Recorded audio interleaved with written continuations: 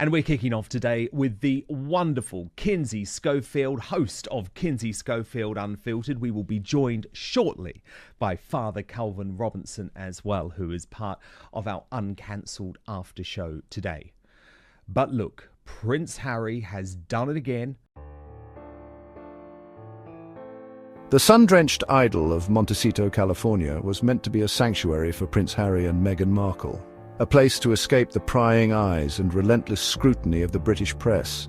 A blank canvas upon which to paint their new independent life. Yet, behind the carefully curated images of family bliss and philanthropic endeavour, whispers of discontent have begun to emerge. The staff turnover at Archewell, their charitable foundation and production company, has been nothing short of astonishing. 18 departures since their arrival in the United States paint a stark picture. It seems that even in paradise, cracks are beginning to show.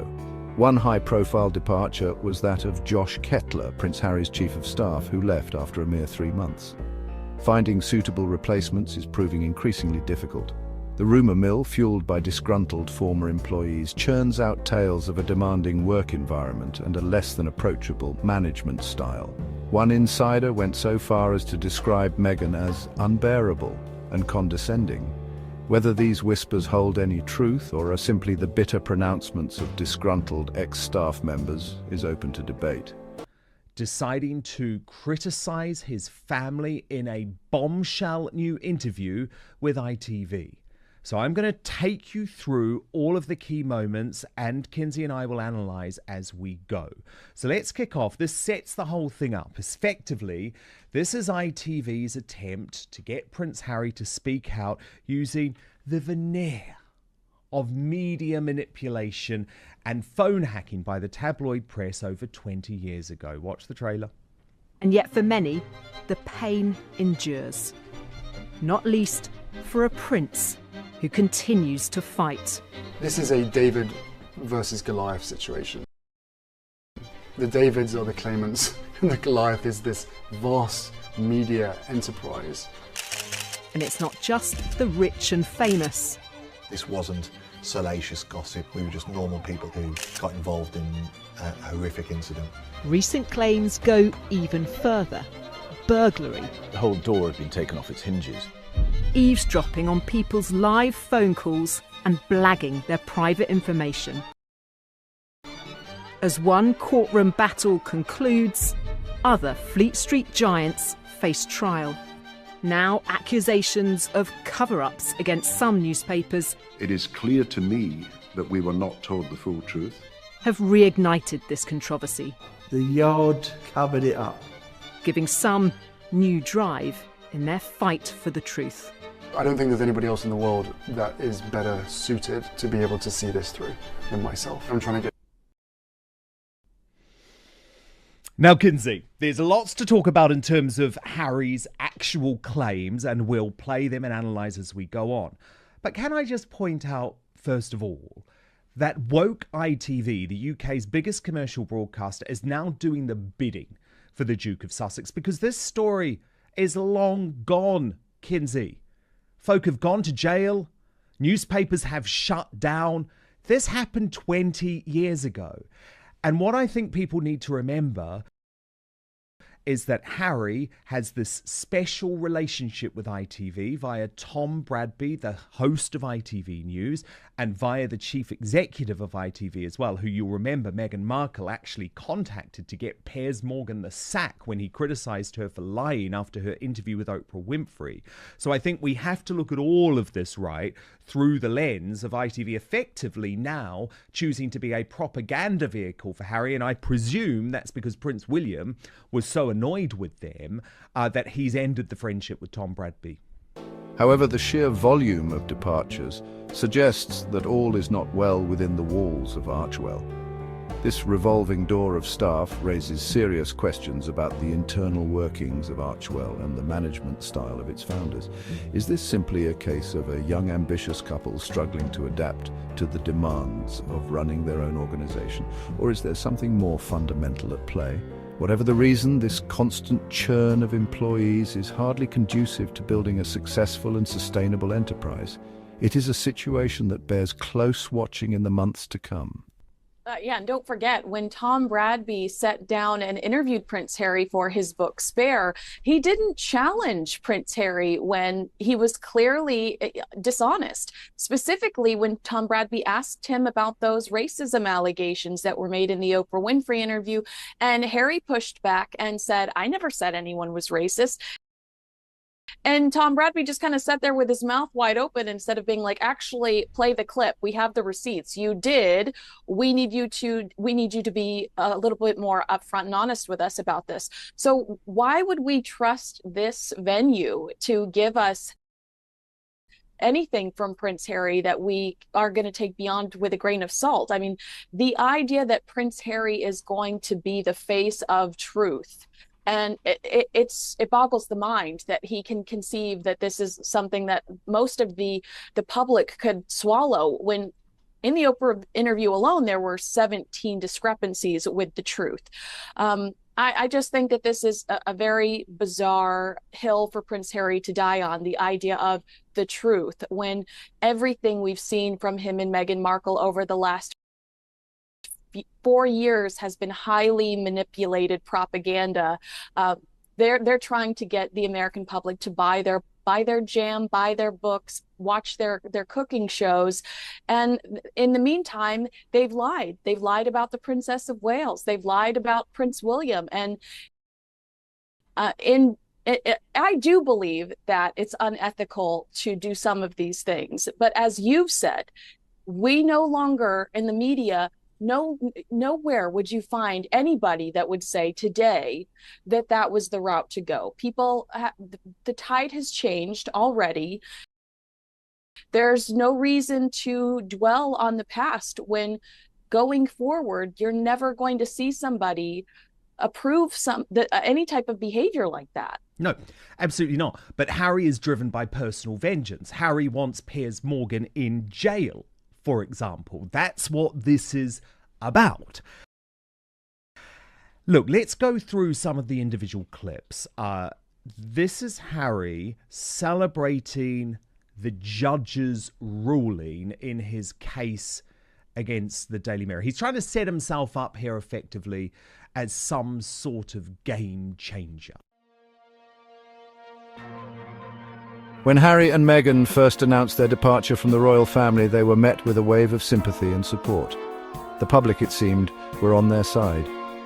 Here were two people, deeply in love, bravely choosing to forge their own path in the world. However, the tide of public opinion, much like the fickle nature of fame itself, is prone to sudden and dramatic shifts. The Sussexes' popularity, once riding high, has taken a decided dip in recent months. The reasons for this shift are complex and multifaceted. Some have grown weary of the seemingly endless stream of interviews and documentaries, perceiving them as a constant relitigation of past grievances. Was it a monumental victory, really, Kinsey? Was it really? Because, as you say, we already knew that phone hacking was going on. Someone already went to jail. There was already a newspaper shut down as a result of it. This was all about trying to get a financial deal with the Daily Mirror. I don't see it as some sort of monumental victory. Do you? I mean, I think that it's the first step for him and what he considers to be, aside from perhaps Invictus. I believe that he thinks that this is his legacy project, and this is something that he's doing, in honor and loving memory of Princess Diana. So perhaps he does believe that this is a big deal because Dan, he's had a pretty hard last 4 years. Maybe he takes his wins, maybe they're big celebrations because there are so few of them. But I agree with you. I just think, stop tooting your own horn. Let it go. Be a little humble.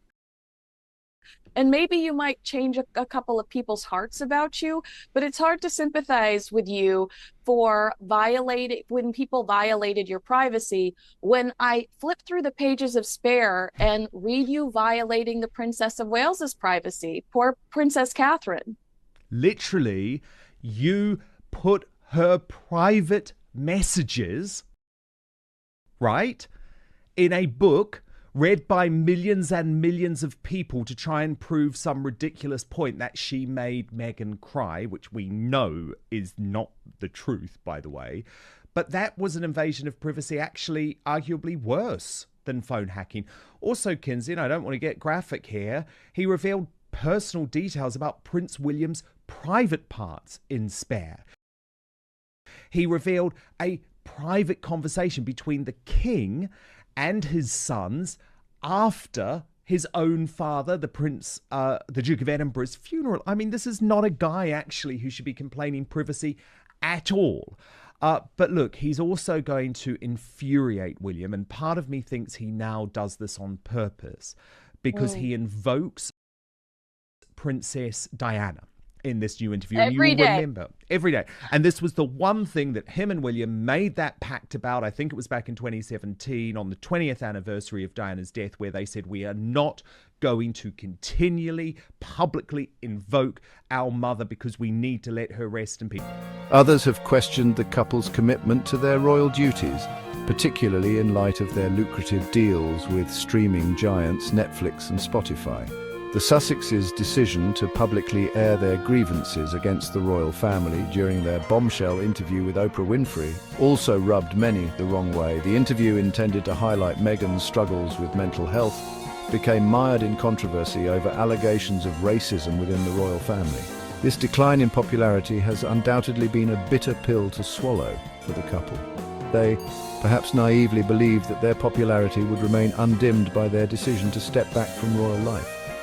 This, however, was not to be the case. The court of public opinion can be a harsh and unforgiving place, particularly for those who fall from grace. The Sussexes, once darlings of the media, now find themselves facing a much more sceptical and often hostile press. The California sunshine, while undoubtedly a welcome respite from the grey skies of London, has not entirely banished the shadows that linger over Meghan Markle. Behind the carefully constructed facade of Californian contentment, there are whispers of regret, whispers that speak of a yearning for a different life, a life less ordinary. Sources close to the Duchess suggest that she harbours second thoughts about the couple's explosive interview with Oprah Winfrey. An interview that sent shockwaves through the very foundations of the British monarchy and irrevocably fractured their relationship with the royal family. Meghan, it seems, had hoped that the interview would serve as a cathartic release, a way to finally share her truth and move on from the pain of the past. However, the fallout from the interview was far greater than she could have ever anticipated. The allegations of racism levelled against the royal family, while never explicitly stated, cast a long shadow over the institution. The interview, intended to highlight Meghan's struggles with mental health, became overshadowed by the controversy. A controversy that in many ways eclipsed her intended message. This sense of regret is perhaps compounded by the couple's diminishing popularity. The adoration that once greeted their every move has waned, replaced by a more critical and often cynical gaze. Meghan, who had hoped to forge a new path as a humanitarian and advocate, now finds herself navigating a treacherous landscape of public scrutiny and media backlash. A far cry from the fairy tale ending she had envisioned. The sprawling estates of Montecito, with their manicured lawns and breathtaking ocean views, are synonymous with wealth, privacy, and exclusivity. It is here, amidst this enclave of the rich and famous, that Meghan Markle has chosen to make her home. Yet, behind the high walls and security gates, a different story unfolds, a story of isolation, ambition, and a yearning for purpose. Despite her best efforts to cultivate an image of Californian ease, sources suggest that Meghan's life in Montecito is more structured and isolated than one might imagine. Her social circle, carefully curated and meticulously maintained, consists primarily of individuals who can advance her personal brand and business aspirations. Gone are the days of spontaneous outings and casual gatherings. Every appearance, every interaction is carefully considered, a calculated move in the intricate game of celebrity image making. This isolation, while self-imposed, has undoubtedly taken its toll. Meghan's ambition, however, remains undimmed. She is determined to succeed, to prove her detractors wrong and carve out a new identity for herself beyond the confines of royalty. Her latest venture, a lifestyle brand dubbed American Riviera Orchard, is set to launch later this year.